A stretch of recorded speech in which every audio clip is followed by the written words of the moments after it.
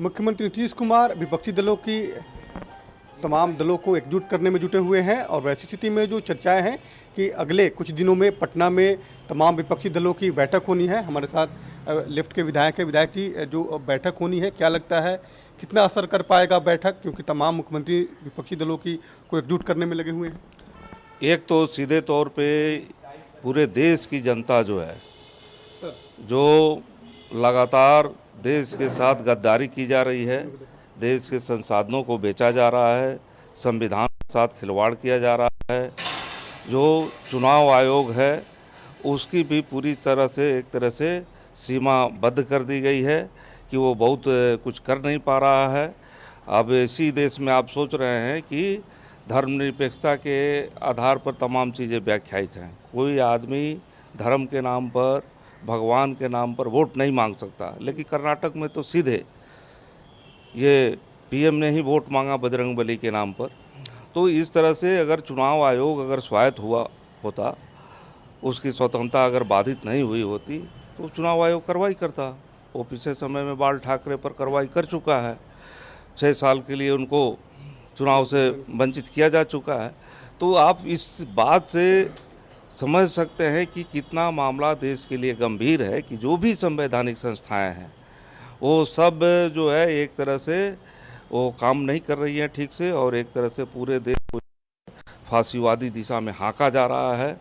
इसी ढंग से सीबीआई का पूरा एक तरह से मिसयूज है, इसी ढंग से एनआईए के द्वारा जो जगह जगह छापामारी करा करके और मुस्लिम समाज के प्रति नफरत आने के जो बीजेपी का आरएसएस का एजेंडा है उसके तहत उनको इस्तेमाल किया जाता है, इतिहास की किताबों को बदल करके और पूरे देश के जो है नई आगे आने वाली पीढ़ी को एक तरह से गलत दिशा में ढकेलने की बात हो रही है। तो कुल मिला करके पूरा लोकतंत्र गंभीर खतरे में है, संविधान को एकदम ख़त्म किया जा रहा है। और जो जनता के ज़िंदगी के सवाल हैं, महंगाई है उस पर कोई बात विचार नहीं है, जो बेरोज़गारी है उस पर कोई बात विचार नहीं है, जो देश के तमाम संसाधनों को बड़ी बड़ी कंपनियों के हवाले किया जा रहा है। ये बैठक जो होगी सर, ये हम बात बोल रहे हैं उसी पर। तो ऐसी स्थिति में जो लोग इन चीज़ों का एक तरह से प्रतिवाद कर रहे हैं और जनता का जो लोकतंत्र है उसको बचाने की बात कर रहे हैं, तो निश्चित तौर पे ये तमाम चीज़ें एक बड़ा आकार ग्रहण करेगी और 2024 में मोदी को सत्ता से जाना होगा। और इस लिहाज से ये बैठक जो आप कह रहे हैं कि विपक्षी पार्टियों की बैठकें हो रही है और अभी 2-3 दिन में होगी, तो हम निश्चित ही ये सफलता की तरफ बढ़ेगी। और कोई पार्टी नेता अगर विपक्ष में नहीं आवे, है ना, तो उनका भी इतिहास जो है मिटने वाला है, वो भी ख़त्म होंगे, समय काल के गर्भ में वो विलीन हो जाएंगे जो जनता का साथ नहीं देंगे। क्योंकि अभी जो विपक्ष की पहल है, माननीय मुख्यमंत्री नीतीश जी की पहल है, जो कांग्रेस के नेताओं की पहल है, ये सब आपको जनता के पक्ष का पहल है और इस लिहाज से ये सफल होगा और हम समझते हैं कि ये बैठक सफल होगी। रमली जी, कितना असर कर पाएगा जो बैठक होगी? आपको लगता है कि बड़ा संदेश जाएगा पूरे देश में? पूरी उम्मीद है, क्योंकि इसकी शुरुआत बिहार में ही और ख़ास करके भाकपा माले के 11वें महाधिवेशन में हुआ था। माले के मंच पर माननीय अभी जो उप मुख्यमंत्री हैं तेजस्वी यादव, माननीय मुख्यमंत्री नीतीश कुमार जी और कांग्रेस के नेता आए हुए थे और यहीं से ये शंखनाद हुआ है विपक्षी एकता का। और इसी बिहार से बदलाव का संदेश पूरे देश को गया है। जो भाजपा मध्य प्रदेश से लेकर के महाराष्ट्र तक एक चुनी हुई सरकार पर बुलडोजर चला रही थी और इसको अहंकार के साथ बिहार में आकर के प्रचारित किया जा रहा था कि अब पूरे देश में एक ही पार्टी रह जाएगी, भाजपा, बुलडोजर चल रहा है। तो बिहार में महागठबंधन ने भाजपा पर बुलडोजर चला करके सत्ता से बाहर किया और उसके बाद जो ये महाधिवेशन हुआ इसमें विपक्षी एकता का शंखनाद किया और जिसका असर अभी कर्नाटक में देखने को मिला। और इसलिए जो आप कह रहे हैं कि कितना सार्थक होगा, हम समझते हैं कि सार्थकता की ओर ये जो विपक्षी एकता है वो बढ़ रहा है। पूरी रूप से हम समझते हैं कि 2024 में ये मोदी सरकार को जो लोकतंत्र का विरोधी सरकार है, जो संविधान विरोधी सरकार है, इसको सत्ता से जाना होगा, सत्ता से विदा करेगी ये महागठबंधन। एक और सवाल है कि लगातार आप लोग जनता से जुड़े हुए मुद्दे को उठाते हैं, गरीबी की मुद्दा उठाते हैं, गरीबों का मुद्दा उठाते हैं। आजकल लगातार एक ट्रेंड चल गया है, जेडीयू लगातार बीजेपी पे हमलावर है, बीजेपी जेडीयू पे हमलावर है।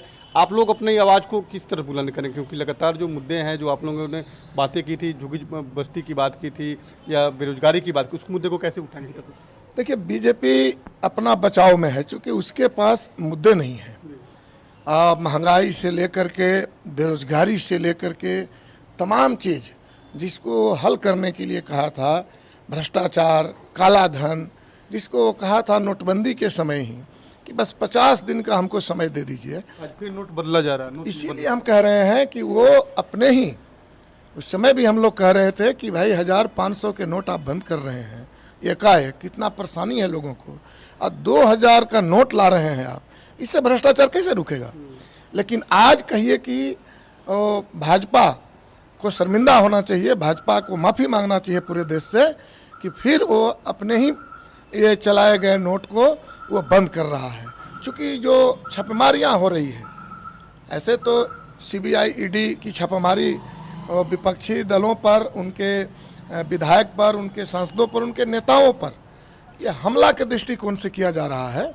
लेकिन कई बड़े बड़े पूंजीपति, कई थैलीशाह क्या जो छापेमारी हो रही है, जो भाजपा से जुड़े हुए हैं, तो 2000 रुपये का ही नोट पकड़ा जा रहा है। और इसलिए 2000 रुपये का नोट भ्रष्टाचार का कहिए कि वो पर्याय बन गया है। तो आज ये नोटबंदी कर रही है, तो उनके पास कोई मुद्दा नहीं है, कोई मुद्दा नहीं है, और ना उनके पास में अब कोई एजेंडा बचा है। रामदेव बाबा को लेकर के वो आए थे 2014 में, अब वो बाबा फेल कर गए, अब बागेश्वर बाबा को ला रहे हैं। और बागेश्वर बाबा को आपने देखा कि कुल मिलाकर के उन्होंने कथा कहने के नाम पर बिहार में अपना पदार्पण किया, लेकिन यहाँ कथा नहीं, यहाँ तो हिंदू राष्ट्र बनाने का आह्वान उन्होंने किया। और जाते जाते उनके अनुयायियों ने, उन्हीं को कहा जाए कि जहाँ पर ये मठ पर ये कथा की बात हो रही थी, कथा का आयोजन था, उसके बगल में अंबेडकर की मूर्ति तोड़ दिया गया, जिस अंबेडकर का हाथ में संविधान था। तो संदेश देकर चले गए कि हम संविधान और लोकतंत्र को नहीं मानने वाले हैं। तो ये पूरे बिहार इसको बड़ी करीब से देखा है, और बिहार बदलाव की धरती रही है। चाहे वो चंपारण सत्याग्रह हो, चाहे वो 1900 ये छात्र आंदोलन रहा हो, यहाँ 74 का आंदोलन रहा हो, चाहे लोकतंत्र का निर्माण की बात रहा हो जो वैशाली से शुरुआत हुआ है, या जो बदलाव ये महागठबंधन ने इस बार वो बिहार में किया, बुलडोजर चला करके भाजपा पर, तो बिहार बदलाव की धरती रही है। और इसलिए निश्चित रूप से ये बिहार से शंखनाद होगा, और 2024 में भाजपा का सफाया तय है। जो 74 का जो आंदोलन शुरू हुआ था बिहार से ही, पटना से, लगता है कि वैसे ही आंदोलन का स्वरूप बनता जा रहा है आने वाले समय में केंद्र की सरकार को सत्ता से हटाने के लिए। हाँ, देखिए, 74 के आंदोलन में भी बहुत सारी विपक्षी पार्टियां एक साथ थी, लेकिन उसमें आरएसएस जनसंघ जो है वो उसमें था, जो उसने फिर जो आंदोलन के उद्देश्य से थे उससे फिर चीज़ों को उसने भटकाने की कोशिश होगी, और फिर वो एक तरह से उसकी दिशा उसने बदलने की कोशिश की, और भाजपा का बाद में गठन हो गया। तो आज एक ज़रूरत है तमाम तरह के विपक्षी जो लोग हैं, और जो भी सामाजिक न्याय में, जो पूरे आर्थिक, जो यहाँ पर भ्रष्टाचार है, जो आर्थिक संकट है, जो खेती बाड़ी के क्षेत्र में, रोजी रोजगार के क्षेत्र में, पढ़ाई लिखाई के क्षेत्र में, तमाम जो संकट है, जो हल करना चाहते हैं, वो एक प्लेटफार्म पर आ रहे हैं। और इसमें एक तरह से ये शुभ संकेत है कि एक यहाँ हिंदुस्तान में एक बड़ा फांसीवाद के खिलाफ जो मोदी का एक तरह से आतंक का शासन, फांसीवादी शासन जो चल रहा है, कि बोलने की आज़ादी, खाने पहनने की आज़ादी, कोई फिल्म डॉक्यूमेंट्री देखने की आज़ादी, ये कोई नेता किसी की आलोचना करता है तो उस पर मानहानि के मुकदमे करके उसको प्रताड़ित करना और दंडित करना, उसकी संसद सदस्यता को ख़त्म करने तक ले जाना। तो इस तरह से पूरी आज़ादी पर जो हमला है, तो सबसे पहले तो आज़ादी का सवाल है।